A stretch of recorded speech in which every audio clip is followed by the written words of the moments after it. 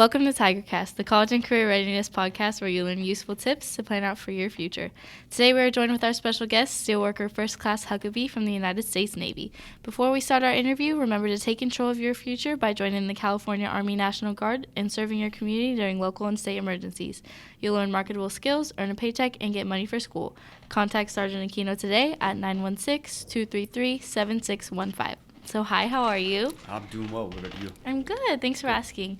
So I just have a couple questions about like what your job looks like and what an average day like looks for you. So would you mind explaining your title to us and how you came to be that? Sure. So I'm a steelworker first class. It means I'm an E6 in the Navy. Primarily a steelworker, does welding, metal fitting, things like that.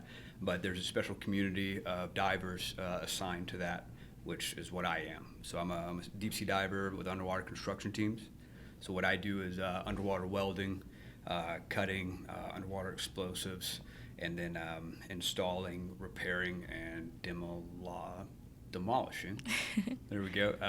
Different types of water structures, piers, bridges, things like that. Cool. That's super awesome. So what does a typical workday look like for you? Typical workday for me specifically would be either I'm at home, so in CONUS, what we say in the States, training, making sure that we've got our skill sets honed, sharpened, ready to go out the door whenever we need to. But on our deployments, what we actually do and exist for, I could be anywhere from installing an underwater missile range in the Marshall Islands, reinforcing concrete structures in Pearl Harbor, pouring concrete underwater, or counting sea turtles, strangely enough, can be a gig as well. So it's really a variance, but we're given a very specific skill set to do a broad range of jobs. Cool, that's super awesome. And you're active duty, right? I'm active duty. So what's the difference between what you do, like being active and being in the reserves? So being active, obviously it's, we have a saying, you're a sailor 24/7. Whenever you're working in CONUS, when you're in the United States, you have normal work days, whatever those might be. When you're out the door and deployed, usually it's 6 to 7 days a week. It's a lot more hours. Mm-hmm. You're susceptible to wherever you're supposed to go, wherever you're ordered to go, but in the reserves, you have a little bit more wiggle room. So reserves instead will typically do a drill weekend per month. So they come in, they do whatever administrative they need, they do military trainings, and then they'll have an activation period of a couple weeks a year. With us, we don't have any reservists assigned to the dive teams, but I know the terrestrial construction guys do. So they'll come out a couple weeks out of the year during tactical training, weapon shooting, things like that, to get their qualifications, and then they could be activated and go on deployments as well. Mm-hmm. But they also have a regular job. Yeah. Okay, that's super cool. And then what kind of training do you have to go through to be either active or reserves? So for active duty, specifically just in the Navy, you typically go to, you don't typically, you always go to boot camp with every single branch service. And then after boot camp, you'll attend your A school. So that's kind of like a tech school. And then for my communities, or the communities now that I'm a scout, so what I do specifically here in the area is I find and then I train Naval Special Forces, so Navy SEALs, EOD, divers, and SWCC. So for those people and for us, it's a little bit different. You'll go to boot camp, and then you'll go to, in boot camp, you'll be in a special division.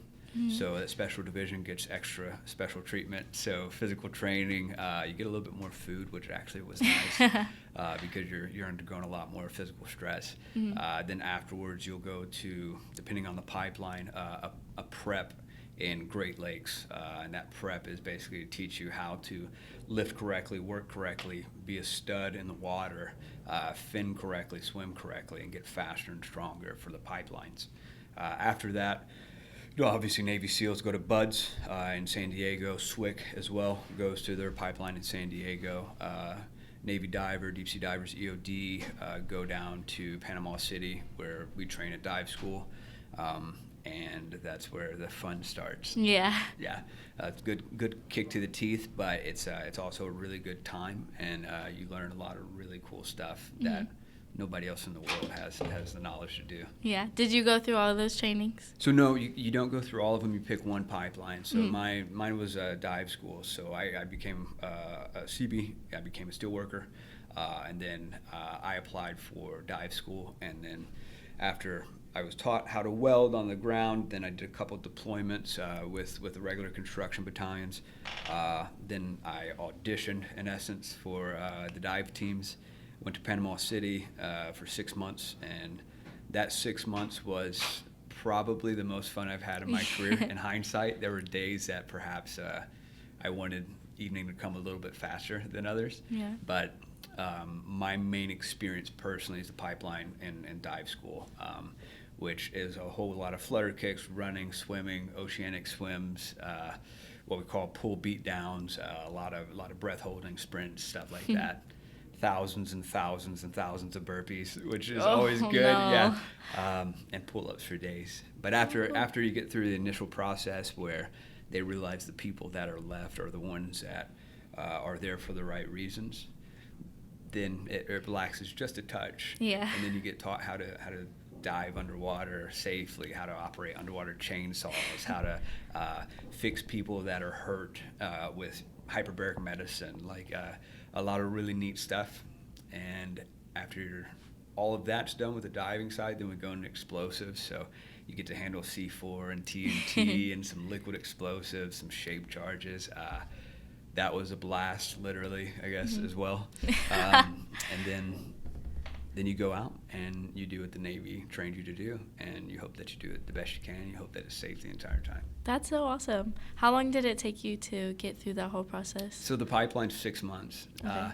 If you were to come in off the street as a civilian, then typically, the pipelines vary, but for Navy diver, it would be boot camp plus 6 months, roughly, give or take a month in preparation.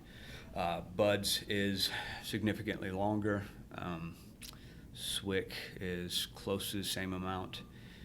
EOD is significantly longer. It's a little bit over a year. And then rescue swimmer as well can be anywhere from 10 months to almost 2 years, depending on what type of training you get picked up for. Okay, cool. So if I was looking into enlisting, how long do you think most people sign for? So the initial contract, at least with special programs, special warfare, like what I do, is 6 years. So you owe 6 years, and then I believe it's 2 years that you owe in an active reserve. So a total of 8 years, but 6 of that being active. Okay, cool. And then just on another topic, do you know about any of the benefits, like healthcare benefits, as far as like enlisting? Yeah. So actually the healthcare benefits, that's mainly why I took this job in Sacramento. A lot of people don't come outside of my community because Navy paid us a lot of money to go do what we're supposed to do. But my son's special needs, actually. And this area has the best or second best center for his disability in the United States. And I know a lot of the counterparts that we meet in the civilian sector that have special needs kids as well. It costs them a fortune. And it is a rare occurrence that I pay a cent towards my son's health care. And he's seen the best specialist at UCLA. He's seen best specialists in San Francisco.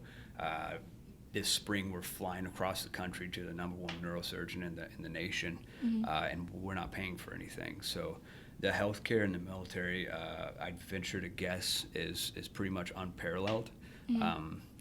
And as much as any organization that's large and has bureaucratic red tape, once you learn how to navigate it, you truly can realize and appreciate how incredible it is. Yeah. That as a father and a husband, I'm able to provide for my family in a way that I can afford. Yeah. Because healthcare is crazy right now. Yeah, that's so awesome. What about educational benefits as far as college and stuff like that? So we're super busy, so we're not able to capitalize on everything. But I've been able to finish my associates since I've been in, and I haven't paid out of pocket for any of it through a program called tuition assistance. So if you're not on a deployable unit, or if you are, it doesn't matter for tuition assistance. You can get, it averages out about 5 free classes every year. which is $750 a class roughly is what it swags out to be. Additionally, if you're in what we call a C going unit, if you're in deployable status, you can sign up for programs like there are self-paced programs called NC PACE, Navy College PACE courses, and those again are free, and you can basically, I think it's up to 2 a month that you can do. So really, you have the potential every year to get, if you're a seagoing command, let's say 2 times 12, 24 plus 5, so almost 30 courses a year. Additionally, the GI Bill, everybody references GI Bill. Mm-hmm.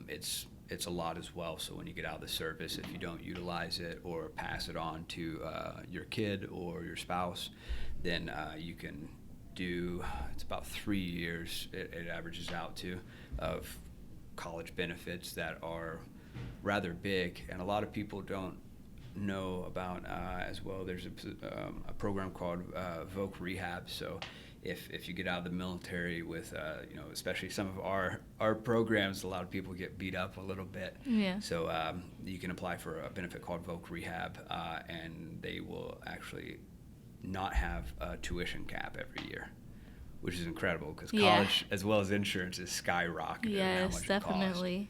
That's amazing. Okay, so I just have one more question for you. It's my favorite question. What is your favorite part about your job? I like being in the void, as I call it. I love being underwater and looking around, and there's nothing. Yeah. There's no one that perhaps has ever been where you're standing underwater. Mm-hmm. If you see some fish or some marine life, you're in their house, you're visiting. So I like the sensation of being like outer space without leaving Earth. Yeah. Yeah. That's so awesome. Well, that's all the questions I have. So thank you so much for your time. You had really great answers. Thank you so much. Okay, awesome. Yeah, thank you.